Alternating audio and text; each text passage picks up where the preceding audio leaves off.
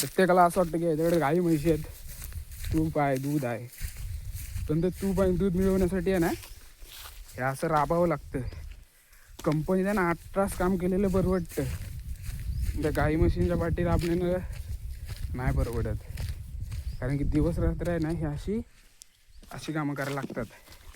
आणि इथंच एवढे कष्ट करून सुद्धा आमचा दुधाचा तुपाचा आहे ना भाव केला जातो.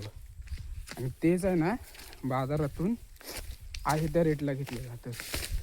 तर माझा सांगण्याचा आजचा उद्देश एवढाच आहे की जे काय असेल ना ते घ्या ना आपल्या माणसाकडून, कराल ना आपल्या माणसाला मोठं. दूध उद्योजक होणं एवढं पण सोपं नाही आहे. त्यासाठी राबावं लागतं आणि कष्ट करायला लागतं. रक्ताचं पाणी करायला लागतं, तेव्हा कुठं मजबूत पैसा भेटतो. समजलं काय भावांना? त्यामुळं शेतकऱ्याची आणि दूध उद्योजकाची किंमत करू नका. चावते ना 4 पैसे जास्त गेले तर आपल्या माणसाला जातील ना, मग काय हरकत आहे.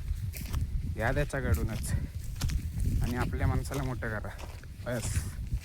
मग आता ही व्हिडिओ तुम्हाला कोणाला टॅग करायची, शेअर करायची ते तर तुम्हाला माहितीच आहे. पटापट टॅग करा आणि शेअर करा आणि आपल्या इंस्टाग्राम पेजला फॉलो करा आणि यूट्यूब चॅनलला सबस्क्राईब करा आणि बेल आयकॉनला क्लिक करा आणि तुमच्या भावाला मोठं करा.